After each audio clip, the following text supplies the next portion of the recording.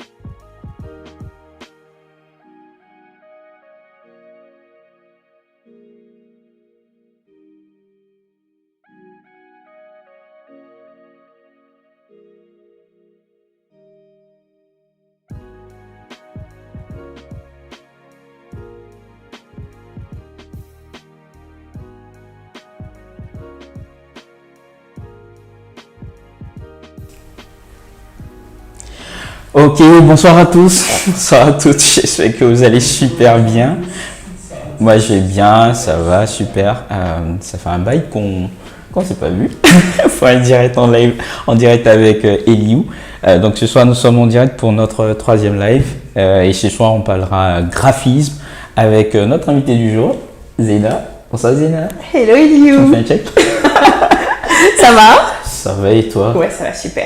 Ah bah, ça fait plaisir de te voir. Moi aussi, ça me fait plaisir d'être Très là. content de t'avoir sur notre plateau, voilà, notre modeste plateau, on va dire. Les petits commencements. Exactement, les grands commencements. Les grands commencements.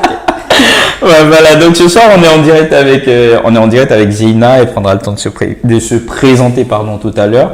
Donc n'hésitez pas à partager le lien de ce direct pour que le maximum de personnes puissent bénéficier de ce que Zeyna va nous partager ce soir. Donc partagez au maximum, voilà, et surtout likez la vidéo. Et je crois qu'on va passer un bon moment. Donc sans plus tarder, on va rentrer dans le vif du sujet. Okay. Donc avant de commencer, déjà Zeyna, est-ce que tu peux te présenter? Oui, bien sûr. Salut tout le monde, moi c'est Zeyna, j'ai 25 ans au moment où on est en train de filmer là. Je suis créatrice de contenu et je suis aussi consultante social media au sein de ma propre agence qui s'appelle Zeyna Chris & Co. Donc voilà. Ok, d'accord. À côté de ça? À côté de ça, je sers également en tant que bénévole, en tant que responsable de communication à l'église Impact Centre Chrétien. Et je passe le plus clair de mon temps à entamer des projets créatifs dans la mode. Elle est très créative. Des trucs comme ça, voilà. C'est un peu qui je suis. Donc, voilà. Ok, d'accord, super. Est-ce que tu peux nous parler un peu de ton parcours? Ouais, totalement.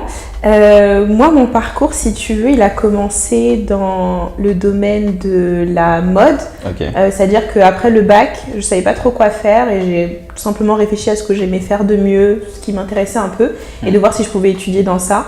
Du coup, j'ai découvert qu'on pouvait faire des études de mode. Souvent, on a juste les parcours classiques qu'on nous présente. Ouais. Et en faisant des recherches, je me suis dit, je peux étudier ce qui me passionne.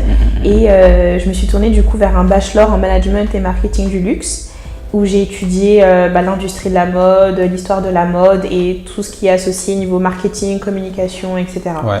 Et ensuite, je me suis tournée vers un master en communication et médias de la mode, où là, ça a vraiment concrétisé mon intérêt aussi pour la communication, la création visuelle, etc. Donc voilà. Ok. Et ton parcours professionnel, tu nous en parles un peu? Oui, totalement. Alors, mon parcours professionnel, il a commencé du coup en parallèle de mes études. Si tu veux, en parallèle de mes études, j'avais envie de me faire de l'argent de poche. Du coup, je proposais des services de création visuelle. C'est-à-dire que je commençais au départ sur mon téléphone avec des petites applis que je trouvais à faire des créas juste pour le fun. Et après, je me suis dit, peut-être que je peux me faire aller quelques sous avec ça. Du coup, j'ai commencé à proposer ça tout simplement autour de moi. Et avec du babysitting, avec tout ce qu'on peut faire pour se faire de l'argent de poche et se construire soi financièrement. Et voilà, mais après ça s'est concrétisé vraiment après finalement mes études, où j'ai eu l'opportunité de travailler avec une chaîne de télévision qui s'appelle MCI TV. Super. Et qui m'ont proposé, qui avait une annonce en fait, qui recherchait un community manager, et j'ai tout simplement postulé. Et je précise que c'est grâce à toi, Eliou, parce que les gens... T'étais pas obligé de faire la précision. Les gens doivent le savoir. T'étais pas obligé de faire la précision. Les gens doivent savoir parce que c'est Eliou qui est tombé sur l'offre et qui me l'a envoyé. Et vraiment, aujourd'hui, je me sens dans mon couloir, dans ma voix, grâce à Eliou. Oh là là. Voilà, c'est une petite précision. Alors, ok, d'accord, merci pour la précision. Merci pour la précision. Alors, ok, d'accord. Donc, de ce que j'ai compris, en tout cas, c'est parti d'une passion. C'est ça. Qui aujourd'hui vraiment s'est concrétisé en quelque chose qui... Exactement. Voilà, t'en as vraiment fait ton métier. C'est et ça. à côté, je crois que tu as créé ton agence. Exactement, c'est ça. J'ai créé aussi mon agence, du coup, Zeyna Chris & Co, où j'accompagne en fait les entrepreneurs et les créateurs de contenu à développer leur créativité et du contenu sur les réseaux sociaux. D'accord, super. Ok, donc on va passer à la partie qui intéresse, je pense, nos personnes qui nous suivent. Du coup, la première question ce soir, ça serait pour toi. Alors, la thématique d'aujourd'hui, c'est comment concevoir des visuels qui cartonnent sur les réseaux. Yes. C'est vrai qu'aujourd'hui, on voit beaucoup de visuels qui circulent. On en voit qui cartonnent, on en voit qui cartonnent moins. Et aujourd'hui, vraiment, le but, c'est vraiment d'avoir les clés pour pouvoir concevoir, créer du contenu, notamment des visuels, parce que tu en fais beaucoup dans ton métier. Qui performent tout simplement. Voilà, donc là, ma première question, ça serait de savoir, aujourd'hui, sur les réseaux, quels sont les différents types de visuels qui sont utilisés pour communiquer? Alors aujourd'hui, il y en a plusieurs. Si on parle de l'aspect visuel, on va avoir toutes plateformes confondues. Donc quand je dis plateforme, Instagram, Facebook, Twitter, etc. On va avoir tout ce qui est les visuels graphiques, où en fait qu'on va créer de A à Z avec des éléments, des textes, etc. On va avoir aussi ce qu'on appelle des carousels. Les carousels, ce sont des albums de plusieurs images ou visuels qu'on assemble et qui se suivent. On va avoir aussi des images type photo, c'est-à-dire de simples photos auxquelles on va rajouter des créations graphiques. Donc voilà, après, il y a aussi... ça, c'est des autres contenus, les vidéos, etc. Ok. Je pense qu'on va plus se focaliser sur ce que tu as mentionné. D'accord. Et du coup, aujourd'hui, j'ai envie de dire... Dans le cadre d'une communication vraiment efficace, est-ce qu'on peut se passer de ces visuels-là pour communiquer efficacement? Efficacement, j'ai envie de dire. Je pense que ça va dépendre de ce qu'on fait, mais pour moi, je pense que c'est indispensable d'avoir une communication visuelle en fonction de son projet. Disons, si on prend l'exemple de personnes qui font des choses visuelles comme les photographes, les vidéastes, des make-up artistes, des cuisiniers, etc. Je pense que pour communiquer sur ce qu'ils font, on doit voir ce qu'ils font parce que c'est le fruit de leur travail, c'est le fruit de ce qu'ils sont. Donc on doit voir ce qu'ils font et ça doit être vu de manière aussi attractive, de sorte à donner envie à se procurer leurs services ou travailler avec eux tout simplement. Donc pour des personnes qui nous suivent et qui sont, j'ai envie de dire, qui sont dans le domaine de la création, tout ce qui est création, c'est-à-dire le domaine culinaire, le domaine de la mode par exemple ou de la photographie, c'est vraiment important de tabler là-dessus, j'ai envie de dire, de vraiment communiquer de manière efficace en utilisant des visuels parce que c'est comme ça que vous allez d'abord montrer ce que vous savez faire et donner envie aux gens de travailler avec vous, de vous contacter, voilà, et pourquoi pas derrière avoir des prestats en plus, etc. etc. C'est bien ça si j'ai bien compris. Super. Ok, donc on va arriver à une question qui est très, j'ai envie de dire, très sensible, voilà. Très sensible, c'est le bon mot. Ok, vas-y, je suis prête. Alors, on va arriver à une question qui est très sensible. Pour toi, qu'est-ce qui différencie un bon visuel d'un mauvais visuel? Alors, je m'explique. Pour toi, c'est quoi les caractéristiques du... Alors, déjà, on va différencier, après on va peut-être parler des caractéristiques, mais pour toi, qu'est-ce qui va faire la différence entre un bon visuel et un mauvais visuel, par exemple? Je pense que ce qui va faire la différence, premièrement, je pense que ça va être un peu dans le désordre parce qu'il me prend à vite avec cette question. Non, vas-y. Non, vas-y. Ça va être d'un côté le message qu'on veut transmettre derrière, s'il est compris, plutôt la capacité de comprendre le message derrière le visuel finalement, voilà, si je formule bien. C'est-à-dire qu'un visuel, pour moi, quand on poste quelque chose, on a forcément un message à transmettre. Donc c'est important d'être sûr que le message est bien transmis de la bonne façon. Et du coup, je pense qu'on pourra le voir après, mais il y a des choses à considérer du coup pour bien transmettre un message. Je pense aussi l'attractivité du visuel, c'est-à-dire que si on le voit, est-ce que ça donne envie d'aller plus loin, de le partager, de liker, etc. Donc le fait qu'il donne envie, pas juste qu'il soit beau, mais qu'il donne envie en fait, c'est ça. Je pense que c'est ça dans un premier temps, et puis après, je pense la plateforme sur laquelle c'est partagé aussi. C'est-à-dire que tous les visuels ne sont pas bons pour toutes les plateformes, donc il faut être sûr d'être au bon endroit. D'accord, tu peux expliquer ce point s'il te plaît?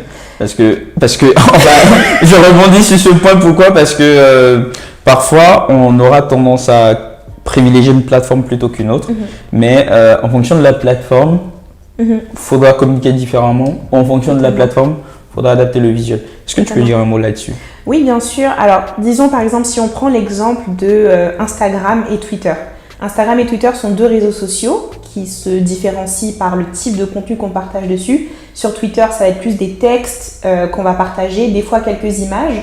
Et sur Instagram, ça va être une plateforme qui est très visuelle où avant on avait l'habitude de partager ses photos de vacances, etc. Et aujourd'hui, on voit que les gens sont très visuels. La dynamique, c'est d'avoir de beaux visuels, une belle page, etc. Donc, par exemple, quand on prend ces deux exemples-là, on se dit sur Instagram, il y a des formats et des types de visuels en fait, des types de codes plutôt à respecter. Sur Instagram, il faut que ce soit beau, il faut que ça donne envie. Les gens, ils le voient dans leur fil d'actualité. Donc le fil d'actualité, la partie où on va voir tous les visuels des personnes qu'on suit. C'est important d'avoir un format qui prend par exemple toute la place de l'écran pour maximiser le fait que les gens vont être concentrés sur ce visuel-là et pas sur un autre. Il faut faire en sorte que ce soit attractif aussi visuellement. Quand on va partager aussi en story, donc en story, c'est la plateforme où on partage des contenus qui sont un peu plus rapides, qui vont pas très éphémères. Ouais, qui sont éphémères, voilà, exactement. Voilà, c'est ça. Et en général, le format story, ça a le format d'un téléphone, c'est-à-dire ça a le grand format comme ça. Je sais pas si les gens comprennent. Le 16/9e. Voilà, on peut rajouter un dessin. Bien sûr, on peut. Voilà, en fait, le format story. Et en général, les contenus qu'on va partager dans le fil d'actualité, ça va pas être des grands formats, ça va être des formats carrés ou des formats un peu portraits légèrement plus grands. Alors qu'en story, ça doit prendre toute la place de l'écran. Donc ça, c'est super important de considérer que on poste pas la même chose en fonction des plateformes. Et du coup, pareil, si je prenais l'exemple de Twitter, Twitter, c'est pas forcément un réseau social très visuel. C'est beaucoup de textes, c'est beaucoup des informations qui sont partagées à la va-vite, c'est beaucoup du fast content que les gens doivent consommer rapidement. Donc là, on est moins visuel, mais si on est visuel, il faut quelque chose qui soit simple et pas aussi sophistiqué qu'on a l'habitude de faire sur Instagram. D'accord. Voilà, un exemple. Super. Ouais. Parfait. Parfait, bien expliqué. En tout cas, c'est clair. Je pense que si vous avez des questions, n'hésitez pas à les mettre dans le chat. On prendra le temps de les relever et d'y répondre. Voilà. Donc, alors, on arrive sur une autre question qui, je pense, va aider beaucoup de personnes. C'est vrai que tu as déjà commencé à en parler, mais pour toi, un bon visuel, c'est quoi les must-have d'un bon visuel? C'est-à-dire, un bon visuel, quelles sont les caractéristiques de base en fait, que doit avoir un bon visuel? Les caractéristiques de base déjà d'un visuel, donc c'est vrai que j'en ai parlé, donc je rappelle, c'est le message derrière. D'accord, donc déjà, le message, il faudrait que le message soit clair.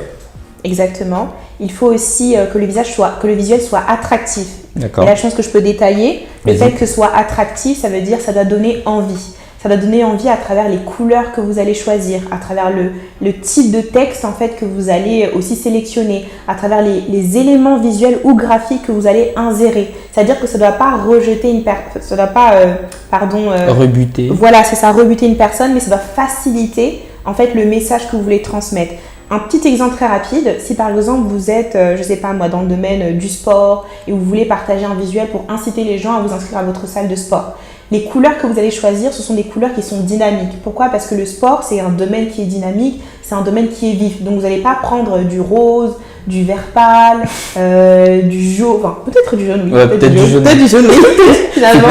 Voilà, pardon, on peut pas les en direct. Mais voilà, en fait, ce que je veux dire, c'est que voilà, vous prenez des couleurs en fait qui sont dynamiques et qui donnent envie en fait. Quand on voit le visuel, on se sent boosté, on se sent dynamisé en fait. Il faut des couleurs vives, etc. Donc ça, en fait, ça conditionne le message aussi que vous allez transmettre. Donc il y a ça, l'attractivité du visuel.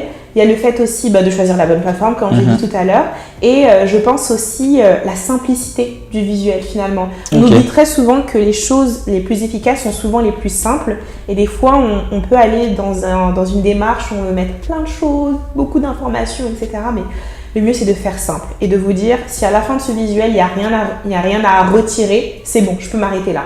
Le reste, c'est du surplus. Ça peut très bien marcher, mais ce n'est pas forcément nécessaire finalement. Donc c'est ça. Ok, d'accord, super. Bah, merci beaucoup. Je crois que ça a apporté un éclaircissement aux personnes qui nous suivent, c'est top. Alors, ce qu'on va faire, c'est que Zeyna, on va aller sur ta page, on va aller sur ton Instagram. Est-ce que tu peux déjà connecter ton ordi? Ok. Voilà, alors là, je vais te demander de nous mettre quelques visuels, enfin que tu as fait dernièrement et nous les commenter rapidement. Ok, d'accord. Ok. Est-ce qu'on peut nous partager l'écran de Zeyna? Super. Ok, super. Alors, du coup, ce visuel, est-ce que tu peux en parler? Ouais, très bien, je peux en parler. Alors, si tu veux, c'est un visuel qui m'est... Alors déjà, c'était une pensée. D'accord. C'était une pensée qui m'était venue à un moment donné où je ne partageais pas beaucoup de contenu sur les réseaux sociaux et je me sentais un peu comme si j'avais perdu un peu de mon feu ou de ma manque vibe. d'inspiration. Voilà, c'est ça. Mais en fait, je me suis rappelé que la créativité, c'est un peu mon mot, mais la créativité, c'est mon essence et ça va pas dépendre en fait de beaucoup de circonstances auxquelles je m'imaginais. Du coup, je suis partie d'un message, voilà, et j'ai voulu le mettre en œuvre. Du coup, le message était pour moi assez profond, ça parlait beaucoup. Ah, du coup, là, avant que tu n'ailles plus loin, là, on est sur quel type de visuel? Là, on est sur un carrousel. Ok, d'accord, super. On est sur un carrousel, donc comme je disais, c'est un album de plusieurs images, un assemblage de plusieurs images ou de plusieurs photos. Alors, généralement, les carousels, c'est adapté pour Instagram. Pour Instagram, pour d'accord. Instagram et oui, principalement Instagram et des fois sur l'espace YouTube communauté, on peut en trouver et je crois que sur LinkedIn aussi on peut en trouver. D'accord, ok. Ouais. Et si j'utilise un carrousel, c'est que j'ai vraiment beaucoup de choses à dire, j'ai envie de dire. Ouais, ou alors c'est que, oui c'est vrai qu'il peut y avoir en fait beaucoup d'informations que tu veux partager et qui ne suffiraient pas dans un seul visuel. Voilà, c'est ça. Okay. Parce que c'est très pertinent ce que tu me demandes parce que c'est vrai que des fois, dans un visuel, on peut avoir beaucoup d'informations à partager, mais peut-être que le partager tout d'un coup sur une seule image, ça va rebuter, ça va pas donner envie de lire tout. Alors que le mettre de manière saccadée ou séquencé sur plusieurs visuels, ça peut donner envie de swipe, comme on dit, comme un livre en fait, où on swipe tranquillement. Une fois qu'on a terminé de lire, on passe à la page suivante, etc. C'est plus agréable et c'est plus facile à digérer. C'est plus digeste. Ok, d'accord. Donc vas-y. Donc voilà le carrousel et donc ça c'est la première page. Et en fait au départ je me suis dit je vais partir sur quelque chose de très simple parce que je voulais juste transmettre un message et je voulais pas de superflu dedans. Donc voilà, c'est tu restes une personne créative même si. J'ai mis un peu l'accent sur le créatif parce que voilà, je me suis dit mais c'est simple. C'est le mot tout de suite quand on regarde le visuel, c'est le mot qui attire l'attention. C'est ça et c'est ce que je voulais. Et j'ai mis ces petits... Alors, je ne savais pas comment annoncer ça. En soi, c'est une bulle BD, mais c'est un petit flash en mode... qui attire vraiment l'œil. Voilà, c'est ça. Et encore une fois, j'ai pas tout mis le texte ici. J'ai fait un petit suspense voilà, pour inciter les gens à regarder la slide suivante. Donc, le swipe ici. Donc voilà, on va du coup à la deuxième page. Donc c'est tu restes une personne créative même si tu ne produis pas de contenu tous les jours. Encore une fois, c'est vraiment très simple. Je me suis dit voilà, je vais rester simple, je vais choisir une typo simple et rajouter quelques-uns de mes éléments graphiques préférés comme des étincelles. Je trouve que ça, en fait, c'est propre à ma personnalité parce que les étincelles pour moi c'est tout ce qui est pétillant, c'est tout ce qui est peps et j'ai envie d'avoir cette identité où je fais des choses qui sont pétillantes. D'accord. Donc si je comprends bien, ta personnalité tu l'as retranscrit dans tes visuels. Ouais, très souvent sur mes visuels que je crée personnellement et que je vais partager sur ma page. Ouais, c'est ça. C'est ma personnalité qui va beaucoup se transmettre. Super. Et si c'est pour les clients, bah forcément c'est l'identité, les valeurs du client qui vont se refléter sur le visuel. Donc voilà, et j'ai rajouté un peu ma couleur préférée, encore une fois ma personnalité, la couleur violette dessus. J'ai continué avec le même si parce que c'était comme des affirmations en fait pour moi que je voulais partager avec des éléments en fait qui se suivent d'une slide à l'autre. Voilà, pour créer cet effet de continuité, voilà, tout simplement. Et voilà, j'ai différencié aussi un peu, j'ai alterné un peu les couleurs parce que même si je voulais que ce soit simple, je voulais quand même que ce soit que les gens n'aient pas l'impression d'être hyper monotone sur le visuel et qu'ils n'aient pas l'impression de c'est trop plat. De regarder la même chose à chaque fois. Voilà, c'est ça. On rajoute un peu quelque chose pour dynamiser, pour montrer que la slide suivante ne sera pas la même chose que ce que tu viens tout juste de voir. Donc, voilà. Et j'ai rajouté encore un petit élément graphique qui rappelle les likes. J'ai beaucoup aimé. Franchement, et j'ai mis un petit accent du coup sur le like en question parce que très souvent, dans le message, très souvent en tant que créative, on peut se dire que notre valeur va dépendre du nombre de likes ou de vues qu'on va avoir. Et pour moi, c'est très important de partager le fait que non, les likes, c'est pas si important que ça. C'est pas ce qui détermine la créativité d'une personne. C'est ça. Donc c'est vraiment le cœur du message et encore j'ai continué, même si ton contenu ne génère pas de revenus, encore un petit élément graphique parce que ça peut faire mal de on crée des choses, mais il n'y a pas assez de sous qui rentrent. Voilà, donc. Après, il faut savoir aussi pourquoi est-ce qu'on fait ce qu'on fait. Voilà, tout à fait. Il y a plein de choses aussi sur l'aspect vente, revenus, etc. Donc voilà, et on arrive vers la fin de la slide où je redis encore, voilà, tu restes une personne créative avec ce petit smiley détendu un peu dans tous les sens et tout pour dire t'inquiète, voilà, ça va aller. Et j'ai terminé tout simplement en fait par une sorte d'appel à l'action et c'est ce que je fais très souvent à la fin de mes carousels parce que c'est important quand on partage sur les réseaux sociaux de donner la direction après aux personnes de ce qu'elles doivent faire avec ce qu'on vient de leur partager. Est-ce qu'elles doivent commenter? Est-ce qu'elles doivent le partager? Est-ce qu'elles doivent commencer une conversation en commentaire, etc. Moi, l'idée, c'était de ça, en fait. C'était de rappeler à ma communauté que je vous partage ces conseils-là, mais j'ai envie de savoir aussi où est-ce que vous en êtes, comment ça va chez vous, etc. Super. Donc, voilà. Ok, top. En tout cas, pas mal le carrousel. C'est top. Alors, du coup, question suivante. Alors, du coup, là, c'est bon, là, on est... Ok, super. Ok, merci à l'équipe technique qui est là ce soir, ils font du bon travail.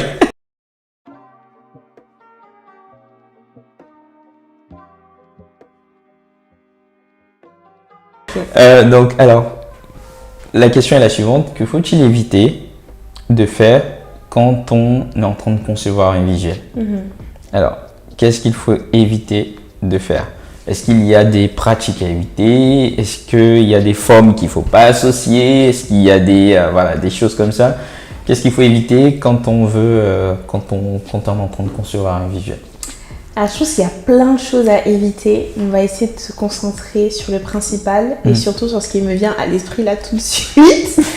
Je pense qu'il faut éviter, c'est de commencer sans avoir une idée claire en fait de ce qu'on a envie de faire.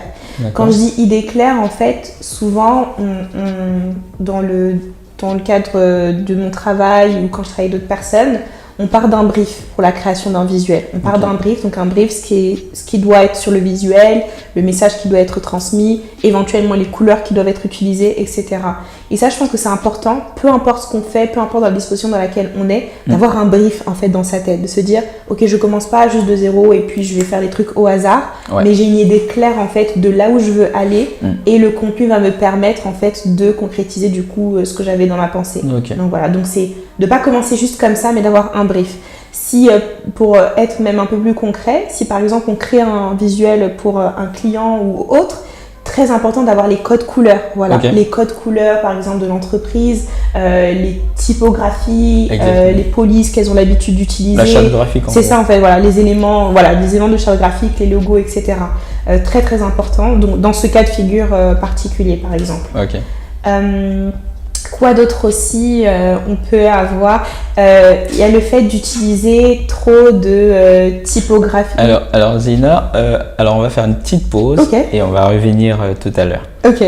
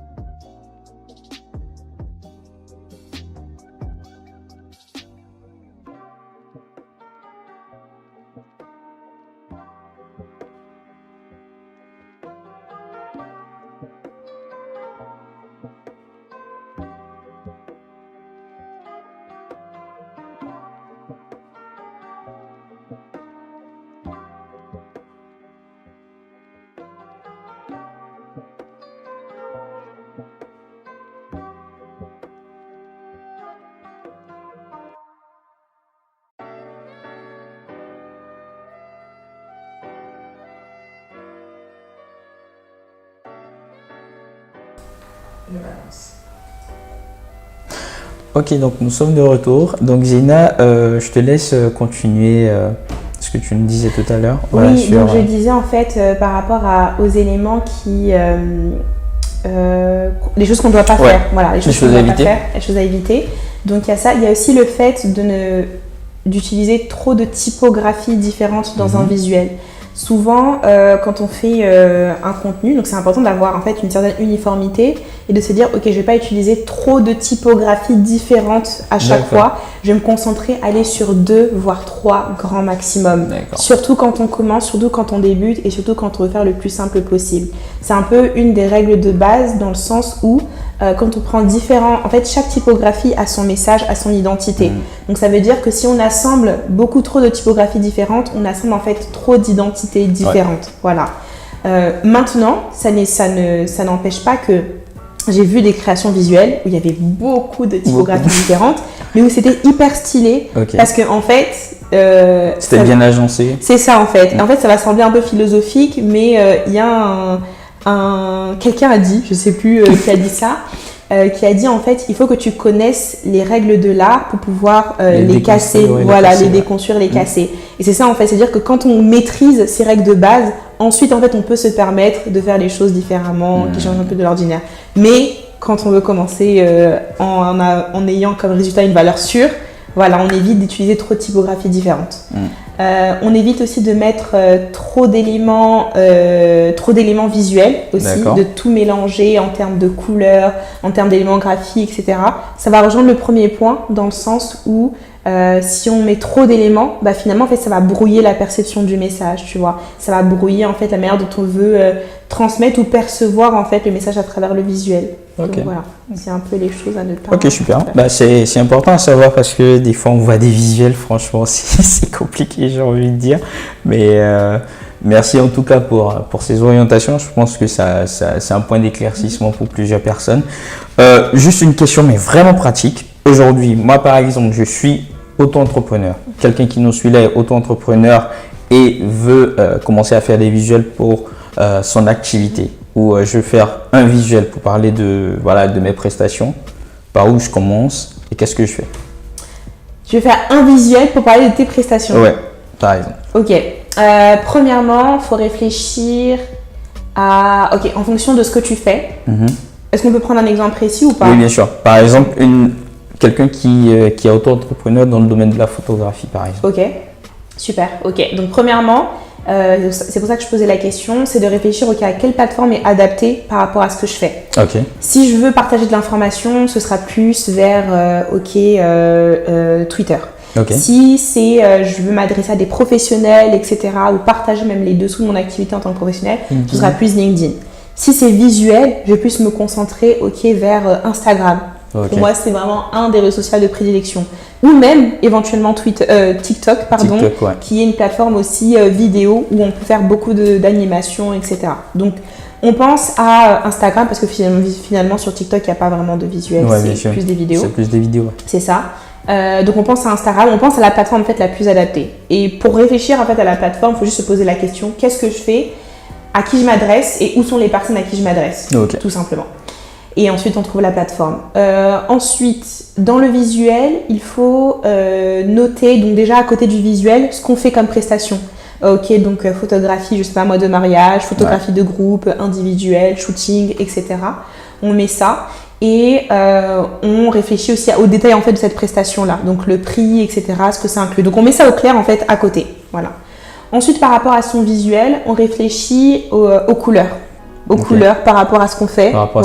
Est-ce que son identité, c'est quelque chose, on veut cibler, si on cible les femmes, est-ce qu'on est plus vers du rose, du violet, etc.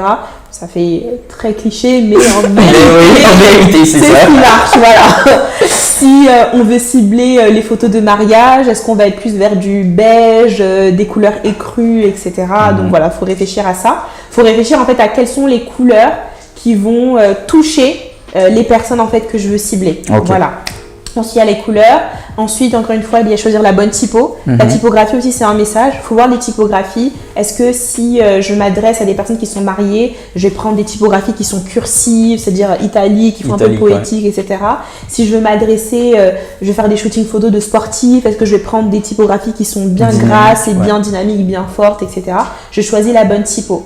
Ensuite, en fait, j'assemble tout simplement les éléments. C'est-à-dire que, je vais partir sur un visuel tout simple, basique. On va commencer à mettre, on va partir sur un carrousel plutôt. On va partir sur un carrousel. Voilà. La première page du carrousel, ça peut être typiquement le texte, les prestations que je vous propose ou les prestations que je propose. Ensuite, à la deuxième slide, il y a le titre de la première prestation. Okay. Ensuite, la deuxième prestation, la troisième prestation.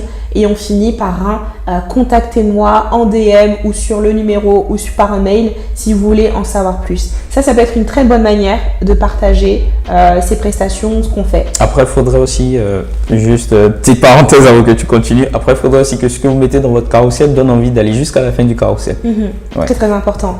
Et à ça, du coup, donc bien sûr dans le carrousel, il faudra voir non seulement les détails des prestations, mais aussi les couleurs qui vous représentent ou qui représentent peut-être votre identité et éventuellement un logo. Okay. Voilà. Un logo, c'est pas obligatoire, mais c'est une bonne manière de pouvoir être bien référencé visuellement. Okay. C'est-à-dire qu'à chaque fois qu'on va voir votre logo, c'est que c'est vous. Voilà, c'est ça. Ou les dérivés, voilà, c'est ça, de votre identité visuelle, on va vous reconnaître. Et ça, c'est super important. On n'en a pas parlé, mais c'est super important d'être reconnu visuellement, en fait. Donc, quand on voit vos contenus ou quand on voit vos créations, on puisse savoir en fait que ça vient de vous. Bon. Peut-être que c'est pas tout le monde dans le monde entier qui saura, mais au moins dans votre communauté où il y a des personnes, en fait, on peut reconnaître, en fait, si on assemble tout à côté, on sait que ça vient de vous, tout simplement. Ok, d'accord. Super, merci pour les conseils. Franchement, top. Je pense que quelqu'un qui a son activité, qui se demandait mais comment est-ce que je peux faire mes visuels et tout ça, je pense que ça va l'orienter. Le but, c'est vraiment qu'on soit pratico-pratique et surtout donner des conseils, des billes à des personnes pour pouvoir vraiment démarrer quelque chose. Et merci. Du coup, notre avant-dernière question, parce que là on est vraiment en train d'atterrir, on a déjà ouvert les hublots, je pense qu'on est en train d'atterrir. Quels sont les outils que tu conseilles aujourd'hui pour commencer à créer des visuels, que ce soit tant des outils gratuits ou payants? Toi aujourd'hui, quels sont les outils avec lesquels tu travailles et que tu conseilles? À commencer par les outils payants, je recommanderais premièrement le pack Adobe Creative. Je pense que tout le monde le connaît un peu, mais c'est un peu une référence, un peu en termes de création visuelle. Et dans ça, en fait, on a des outils tels que Photoshop, qui permet en fait des créations visuelles de A à Z ou très inspirées, des modifications de visuels, etc. On a également Illustrator, qui est pour moi très intéressant au niveau des textes, etc. Ouais. Et on a aussi également InDesign, qui est très bien pour tout ce qui est flyer, création de CV, assemblage en fait d'éléments visuels et de design. Voilà. Ok, voilà. Super.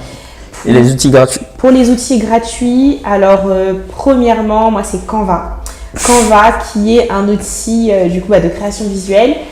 Sur lesquels vous pouvez créer de A à Z ou partir en fait sur des modèles. Et ça, je trouve que c'est un outil en fait qui est super intéressant pour les entrepreneurs parce que des fois en tant qu'entrepreneur, on se concentre sur son activité, mais on n'a pas forcément le temps de créer beaucoup de choses visuelles, etc. Et en fait, Canva intervient comme une aide en fait dans ça, dans le sens où ça va vous faciliter la création de contenu. Vous avez des templates que vous pouvez donc des modèles que vous pouvez modifier à l'infini, ou vous pouvez tout simplement vous en inspirer pour pouvoir partir de A à Z, tout simplement. Et ça, Canva, dans mon activité, c'est un des outils que j'utilise principalement parce que ça fait vraiment gagner du temps. Mais j'essaie vraiment de travailler dans une dimension où je ne me base pas que sur des modèles parce que j'ai pas forcément envie que le visuel que j'ai créé pour tes clients se retrouve le même. Voilà, c'est ça. Sur un autre continent. Exactement, c'est ça en fait. Le but, c'est quand même d'apporter sa touche personnelle. Ça facilite la tâche et c'est très bien, mais le but, c'est quand même d'avoir sa touche personnelle. Et si on a le désir d'évoluer de manière créative, de travailler tout simplement, quoi. Donc voilà, il y a ça, il y a Canva, il y a également PixArt. PICSART, voilà, qui fonctionne un peu comme un mini Photoshop dans le sens où vous avez la possibilité en fait d'éditer des images, d'éditer des visuels, d'effacer des choses dessus, de rajouter des éléments, de tordre, etc. Donc ça, je trouve que c'est très intéressant quand on veut être très créatif, très minutieux, très dans l'art, etc. Ça peut être intéressant. Et il y a aussi également GoDaddy Studio, GoDaddy Studio, qui est un outil qui fonctionne un peu comme Canva et qui permet aussi de la création visuelle, où c'est un peu différent dans le sens où je pense que les éléments graphiques qui sont proposés sont un peu plus divers. Vous avez aussi accès à une banque d'images, etc. Donc, ouais. Moi, Ok. c'est ces 3 outils que j'ai dans Que mon tu peux téléphone. conseiller. C'est ça. D'accord, ok, super, super, super. Alors juste avant que, là on est en train de terminer, quelques conseils pour quelqu'un qui veut apprendre à créer de bons visuels. Qu'est-ce que tu conseillerais à quelqu'un voilà, qui aujourd'hui veut vraiment être capable de performer, voilà, de créer vraiment des visuels qui cartonnent sur les réseaux? Qu'est-ce que tu peux donner comme conseil? Le premier conseil que je peux donner, c'est déjà d'avoir une vision. Ouais, je pense que tout ce qu'on fait, ça doit être orienté par une certaine volonté, par une certaine vision. Et la vision, c'est tout simplement de se poser la question pourquoi je le fais, pour qui je le fais et dans quel but, en fait, tout simplement. Donc, quand vous avez votre pourquoi, c'est super important d'avoir son pourquoi parce que c'est ça qui va vous driver, qui va vous motiver en fait à aller plus loin. Si jamais vous passez par une passe où vous manquez de motivation, où vos visuels ne performent pas, parce que ça peut arriver, quand vous allez penser à votre pourquoi je le fais, ça va vous donner la motivation en fait de continuer, de vous dire je vais pas m'arrêter à un seul visuel qui n'a pas marché, je vais continuer, travailler jusqu'à ce que ça performe et jusqu'à ce que ça produise des résultats. Donc voilà, la vision. Deuxièmement, c'est super important de se former. Voilà, se former, on n'en a pas parlé, mais se former, c'est primordial pour moi. Petite parenthèse, est-ce que Zina donne des formations aujourd'hui? Zéna va bientôt donner des formations. En fait, j'en donne, mais là, j'en donne dans le cadre de coaching, donc individuel. Donc, si vous voulez être coaché individuel dans la classe, en avant-première. Mais je travaille à des plateformes où je peux intégrer plus de personnes. Ok, super. Donc, Zina vous prépare des formations pour apprendre à créer de bons visuels très bientôt. Voilà, donc on revient à ce que tu disais. Continue. Ouais. Donc, se former. Se former, voilà, c'est ça, parce que forcément, le monde évolue. Le monde évolue très rapidement, les exigences, les demandes, l'offre, la demande, etc.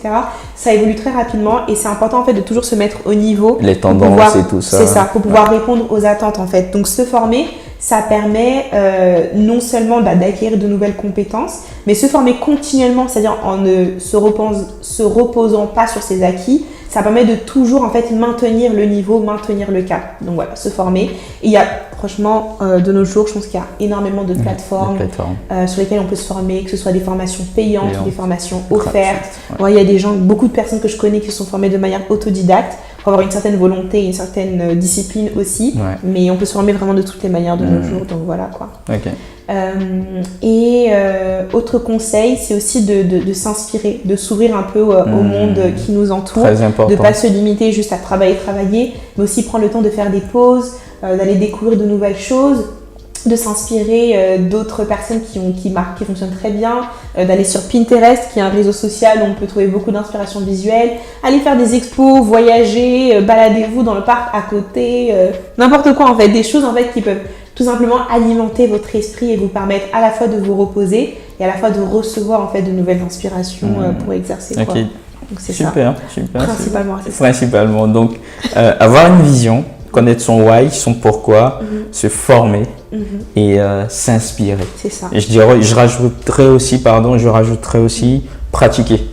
Parce qu'il faut pratiquer et ayez l'humilité de montrer ce que vous faites aux personnes autour de vous pour avoir des feedbacks en fait. Pour que les personnes puissent vous dire ok, ça c'est bien, ça tu peux l'orienter de telle autre manière. Et je pense que c'est en travaillant. De toutes les façons, il y a un adage qui dit c'est en forgeant qu'on devient forgeron. Et je pense que même toi, quand tu as commencé, tu faisais les visuels, tu les postais, tu recevais des feedbacks. J'aurais dû préparer mes premiers visuels, c'était catastrophique. Et comment je peux montrer vraiment que c'est en forgeant qu'on devient forgeron, mais tout à fait. Et pour rebondir sur ce que tu dis, c'est vrai que à force de recevoir des feedbacks, forcément, on sait en fait où est-ce qu'il ne... ça coince. Voilà, c'est ça. Qu'est-ce qui ne marche pas dans ça, comment l'améliorer, etc. Et du coup, aujourd'hui, en ayant reçu suffisamment de feedback pour me permettre certaines choses, je peux également aussi donner des feedbacks à d'autres personnes pour leur dire non, il faudrait plus que tu le fasses dans son style, etc. Et c'est ce qui me permet aussi de travailler aujourd'hui parce que non seulement je crée visuellement, mais je travaille aussi avec des graphistes, etc. Donc, ok, super. Très bien. En tout cas, on passe un très très bon moment avec Zina. J'espère que en ligne, vous kiffez. J'espère que vous avez partagé au maximum de personnes. On est sur la fin. Et comme on en a l'habitude sur mes lives, tous les invités sont soumis au défi 3 minutes chrono. Donc aujourd'hui, Zina, je vais te demander de te positionner sur Canva, d'accord? Donc Zina va nous créer un visuel en moins de 3 minutes. Donc, Zeyna, il faudra commenter au fur et à mesure ce que tu seras en train de faire. Okay. Déjà, dis-nous, est-ce que tu as une idée de ce que tu veux faire? J'ai une idée en vue de ce dont on a parlé tout à l'heure. J'ai envie de partir sur une sorte de citation, d'un petit texte qui peut encourager des créatifs. D'accord. Ok. On va aller sur le truc. Ok, donc alors, on va. Est-ce qu'on a l'écran de Zeyna affiché à l'écran? Ok, super. Donc, dans 3, 2, 1, n'oublie pas de commenter à chaque fois que tu fais une action pour aider les personnes qui suivent à te follow. Donc, 3, 2, 1, c'est parti. Ok, donc là, on est sur Canva, donc un des outils que j'avais présenté. Ce que je vais faire, donc là, je suis partie sur un format déjà 1080 x 1350. En fait, c'est un format, si vous voulez, portrait et qui est bien pour Instagram pour maximiser l'intérêt. Donc là, je pars de zéro et ce que je vais faire, c'est que je vais aller sur l'outil texte et je vais aller prendre une typographie par défaut pour le moment pour déjà, premièrement, mettre mon texte. Okay. Et le texte que je vais mettre, c'est don't do it for the likes. Qui veut dire, en fait, ne le fais pas pour les likes. Tout simplement pour encourager les personnes à ne pas se focaliser sur ça dans ses créations visuelles, mais de le faire parce qu'on a envie, de le faire parce que c'est sa vision. Ok. Donc voilà, ça c'est mon texte. Plus que 2 minutes. Et en fait... Ok. Il faut rajouter une dose de stress. Ok, je le mets vers la gauche parce que c'est plus facile à lire dans ce sens-là que si tu es au centre. Vous voyez, ce bouton-là permet de mettre le texte à gauche, à droite. Donc, je le mets à gauche. Okay. Ça facilite la lecture, c'est une valeur sûre. Et je vais tout simplement grandir mon visuel parce qu'il sera très simple, mais je veux un message qui soit impactant. Super. Je pense que je vais le mettre en gras pour que ce soit davantage visible. Ok. Et je pense même que je vais le mettre en majuscule, comme ça on est vraiment en mode statement. Ok. Il me reste combien de temps là? Plus qu'une minute 30. Ok, je vais réduire l'espace entre les lettres légèrement. Ok, en graphique qui rappelle les likes du coup. Ok, super. Je vais changer la couleur pour que ça se mêle bien au contenu. Et je vais le mettre à la place, je vais le mettre sur le i. Super. Comme ça, c'est sur le i. Je vais rajouter, je duplique, pardon, je vais aller très vite. Je duplique en fait mon visuel tout simplement pour créer un autre texte. Et je vais mettre mon arrobase, je vais le réduire comme ça vous allez plus qu'une minute. Comme ça, c'est une petite référence. Si jamais les gens voient ce post et qu'ils le partagent sur d'autres plateformes, ils savent d'où ça vient. D'où ça vient. Donc je vais le changer, je vais le mettre en plus petit, plus fin. Plus que 40 secondes. Et ok, donc là, ok, je vais voir si je peux changer la typo. Ouais. Ok, il y a un de mes préférés qui sont en cet endroit-là. Plus que 20 secondes. Ok. Tac, tac, tac, tac, ça, tac. c'est pas mal. Est-ce que Zeyna va réussir notre défi? Ok. Ok. 10, place, je 9, 8, 7. Qu'est-ce qu'il y a à rajouter en 4 secondes? Alors, qu'est-ce qu'il y a à rajouter? Alors, on va te laisser terminer ton visuel tranquillement. Sérieux? Ah, cool. Je pense honnêtement que je vais m'arrêter là. D'accord, ok. Je pense même que je vais le poster bientôt. D'accord, ok. C'est plutôt intéressant. Pas mal. Je transpire. Bravo Zeyna. Je peux le commenter ou pas? Oui, bien sûr, tu peux. Ok, super. Ok, donc en 3 minutes, c'est quand même un vrai challenge. Voilà, si j'avais plus de temps, j'aurais fait quelque chose de plus sophistiqué. Mais en vrai, moi, je pense que je suis partie sur quelque chose de hyper simple. Ouais. Voilà, comme j'ai dit, en fait, je voulais vraiment un statement, quelque chose qui dit quelque chose. Et c'est souvent ce que j'ai l'habitude de faire sur mes réseaux sociaux personnels, c'est de me focaliser en fait sur le message que je veux transmettre plutôt que sur la forme, etc. Ouais. D'où le fait que je disais que plus c'est simple, des fois, plus le message est transmis. Et des fois, c'est important de se dire qu'on va pas mettre trop d'éléments, sinon ça va brouiller la compréhension du message, en fait. Donc, voilà. Don't do it for the likes. En 3 minutes 00. Alors, je vous montre le chrono. En 3 minutes. 3 minutes 57 secondes. Un nouveau challenge. Là, mettez-moi dans le livre record. Les deux records. Ok, bravo Zeyna. Bah, merci beaucoup. Merci. On a vraiment pris plaisir à être en ta compagnie. Est-ce que tu auras un mot de la fin pour les personnes qui nous ont suivis ce soir? Un petit mot de la fin. Allez, mais franchement, moi je vous encourage juste à foncer. À foncer, si vous avez un projet, si vous avez une idée, quelque chose en tête, allez-y et donnez-vous les moyens en fait de le faire, de le réaliser. Je pense que la porte vers le succès, elle est très facile en fait plus ou moins très facile en fait à ouvrir. Et il suffit juste en fait de se donner le travail, je pense que ça paye toujours. Donc voilà, il faut juste travailler, se donner les moyens et appliquer les conseils qu'on a partagés aujourd'hui. Ok, super. Donc merci à vous de nous avoir suivis ce soir. Donc vous pouvez retrouver Zeyna sur Instagram. Alors, Zeyna Christ. D'accord. Et sur le compte de mon agence aussi, Zeyna Christ & Co. D'accord. Zeyna Christ & Co aujourd'hui, ça travaille sur des projets, il y a des projets à venir. Ouais, bah on verra. Ok. On verra, ouais. La formation qui arrive, bien sûr. C'est ça, exactement. La formation qui arrive et puis voilà. Mais je pense que vous pouvez retrouver Zeyna sur Zeyna Christ, qui est son Instagram personnel. C'est vraiment j'ai envie de dire, c'est une bibliothèque d'inspiration.